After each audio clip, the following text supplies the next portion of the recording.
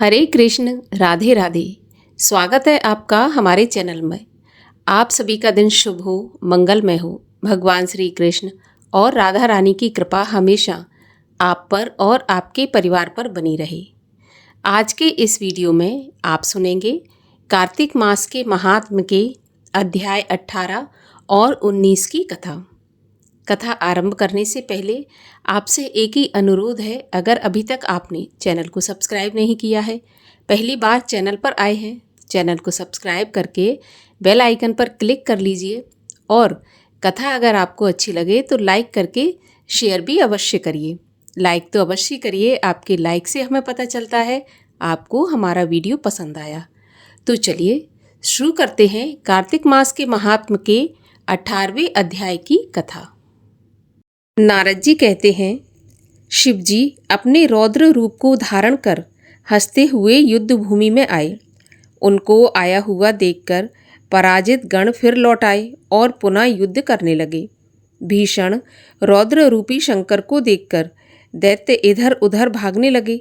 जलंधर अपने दैत्यों को युद्ध भूमि से भागते देखकर क्रोध में भर गया। हजारों बाणों को छोड़ता हुआ शिवजी पर झपटा।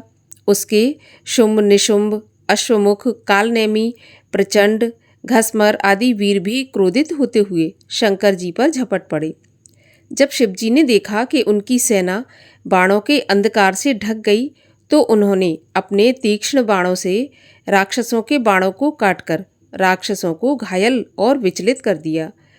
खड्गरोमा नामक राक्षस के सिर को क्रोध से फरसा चलाकर काट दिया और बालाहक नाम के राक्षस का भी सिर काट दिया। घसमर नामक राक्षस को भी पटक पटक कर मार डाला। कितने ही राक्षसों का संहार शिवजी के बैल ने अपने सींगों से किया और कितने ही बाणों से मारे गए। ये देखकर जलंधर अपने शुंभ, निशुंभ आदि दैत्यों को धिक्कारने लगा और भयग्रस्त राक्षसों को धैर्य देने लगा। परंतु भयग्रस्त दैत्य दोबारा युद्ध भूमि में आने को तैयार नहीं हुए। तब क्रोधित होकर दैत्य जलंधर शिवजी को युद्ध के लिए ललकारने लगा। शिवजी के छोड़े बाणों को उसने आसानी से काट दिया। उसने 70 बाण मारकर शिवजी को दग्ध कर दिया।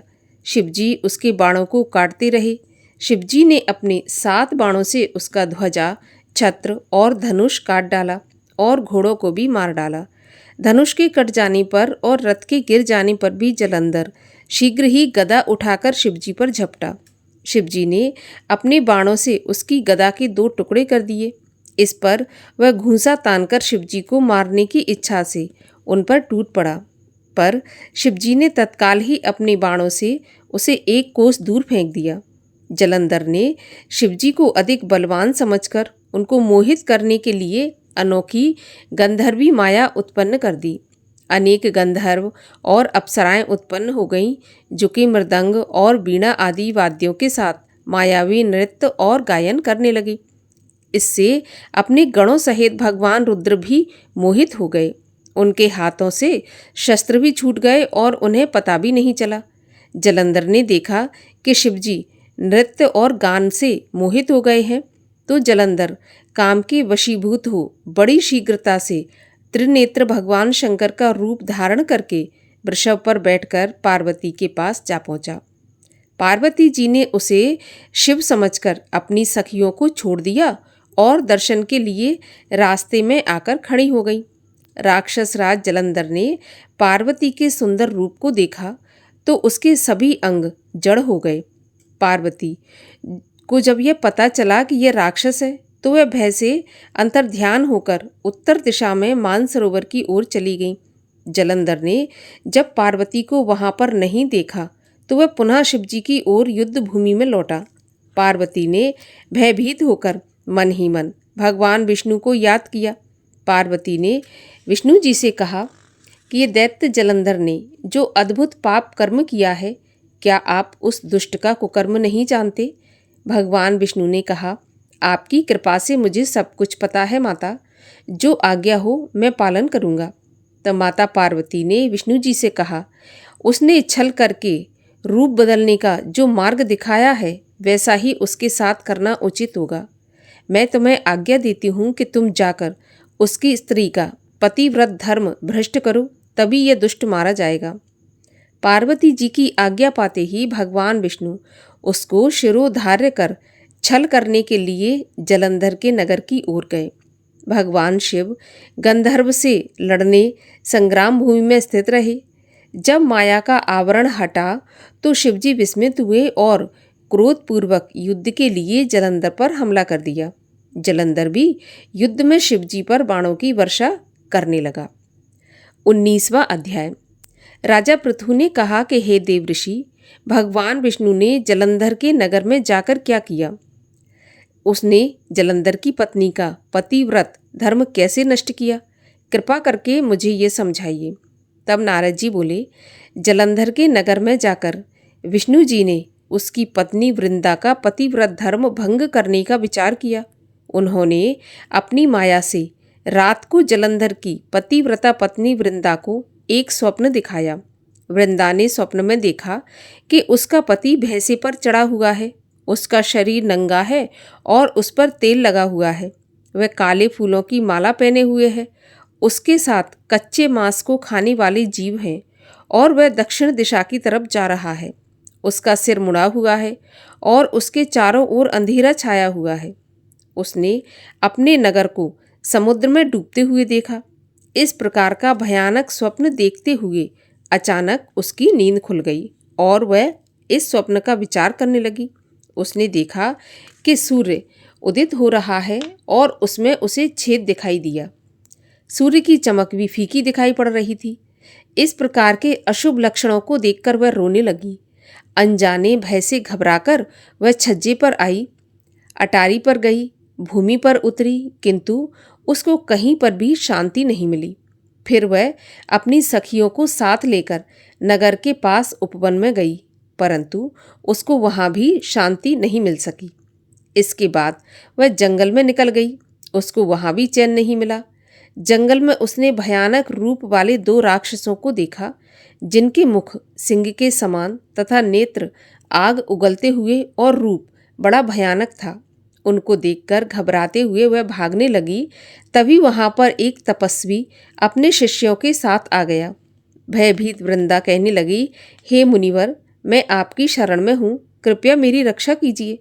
राक्षसों द्वारा सताई हुई वृंदा को देखकर तपस्वी ने अपनी हुंकार से उन दोनों राक्षसों को वहां से भगा दिया। वृंदा ने देखा कि तपस्वी की हुंकार सुन भयानक राक्षस भाग गए, तो उन्हें दंडवत प्रणाम करके बोली कि हे मुनिवर, आपने इस महाभय से मेरी रक्षा की है। अब मैं अपने पति की कुशलता भी आपसे पूछना चाहती हूँ, क्योंकि मेरा पति जलंधर भगवान शिव के साथ युद्ध करने के लिए युद्ध भूमि में गए हुए हैं। तपस्वी ने वृंदा की बात सुनकर ऊपर की ओर देखा। इतने में 2 बंदर मुनि के समक्ष आकर हाथ जोड़कर खड़े हो गए। तपस्वी की भौहों के संकेत से उसी क्षण दोनों बंदर आकाश मार्ग को चले गए। कुछ ही क्षण में जलंधर का सिर और धड़ लेकर पुनः तपस्वी के समक्ष उपस्थित हो गए।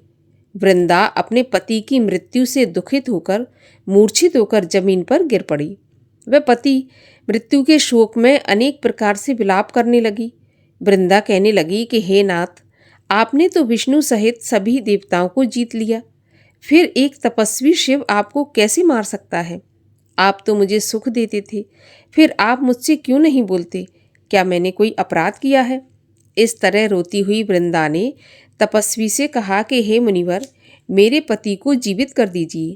मुझे पूर्ण विश्वास है कि आप ही मेरे पति को जीवित कर सकते हैं। तपस्वी बोले, तुम्हारे पति को शिवजी ने मारा है, मैं इसे जीवित नहीं कर सकता, क्योंकि जिसे शंकर मार देते हैं वह कदापि जीवित नहीं हो सकता, परंतु शरणागत की रक्षा करना मेरा धर्म है, अतः मैं कृपा करके इसे जीवित करता हूँ। ऐसा कहकर वृंदा के पति को जीवित करके तपस्वी अदृश्य हो गए। जलंधर जीवित हो उठा। उसने उठकर वृंदा का आलिंगन किया और उसका मुख चूमा।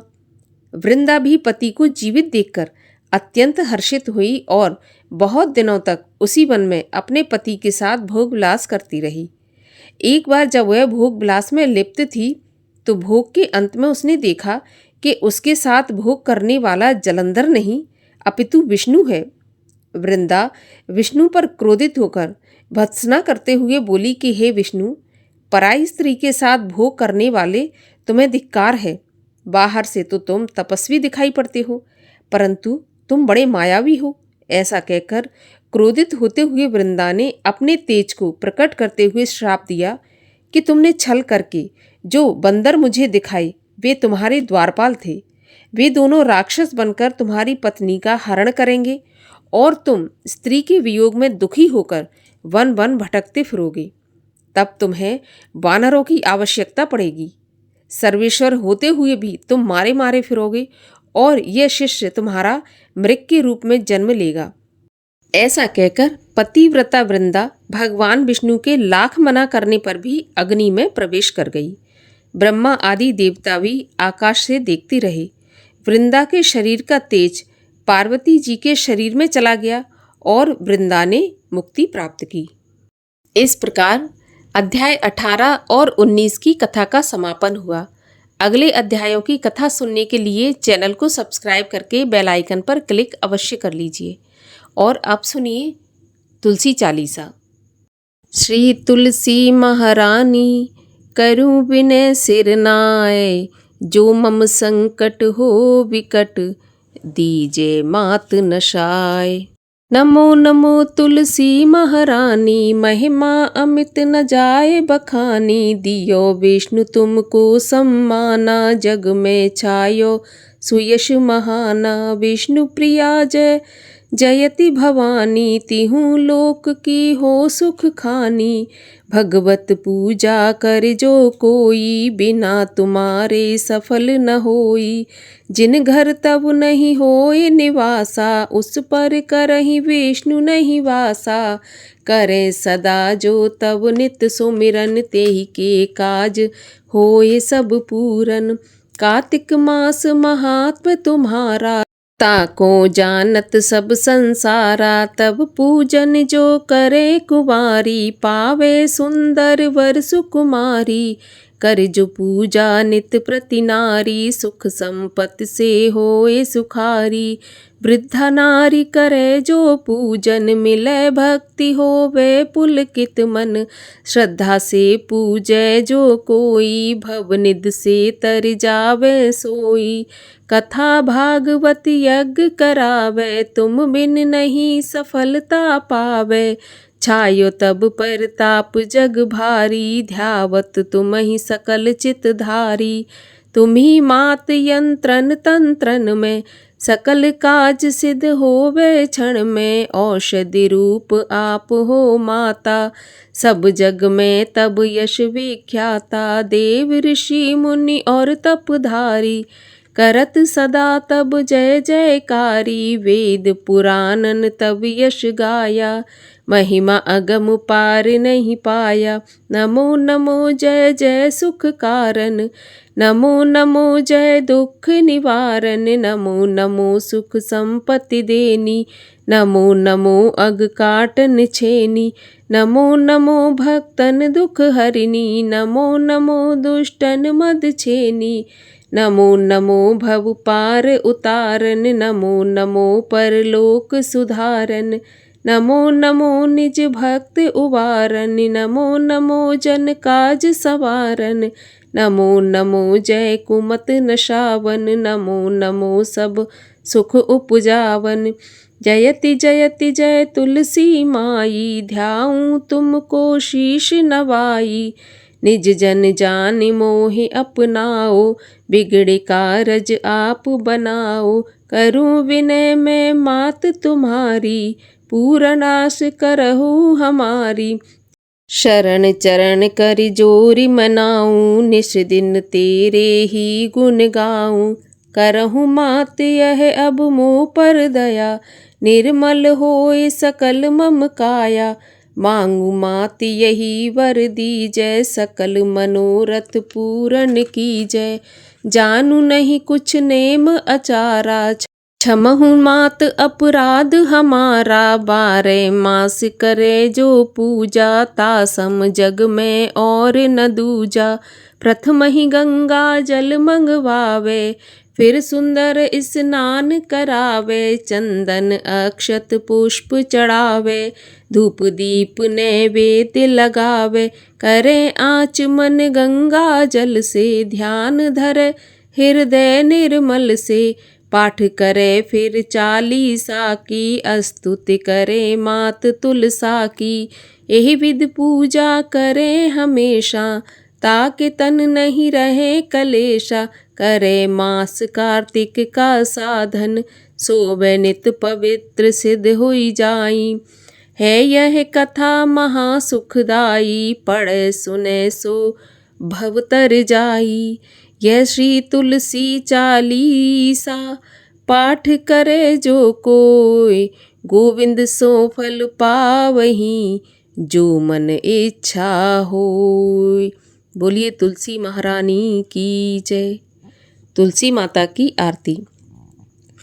जय जय तुलसी माता, मैया सब जग की सुखदाता, सब योगों से ऊपर, सब लोगों के ऊपर, रुज से रक्षा करके भव त्राता, ओम जय तुलसी माता। भट्टपुत्री है श्यामा, सुरवल्ली है ग्राम्या, विष्णु प्रिय जो तुमको, सेवे सो तर जाता, ओम जय तुलसी माता। हरि के शीश विराजत, त्रिभुवन से हो वंदित, पतित जनों की तारिणी, तुम हो विख्याता, ओम जय तुलसी माता। लेकर जन्म विजन में, आई दिव्य भवन में, मानव लोक तुम्ही से, सुख संपत्ति पाता, ओम जय तुलसी माता। हरि को तुम अति प्यारी, श्याम वरण कुमारी, प्रेम अजब है उनका, तुमसे कैसा नाता, ओम जय तुलसी माता। बोलिए तुलसी मैया की जय। भगवान श्री हरि विष्णु की जय। कार्तिक मास की जय।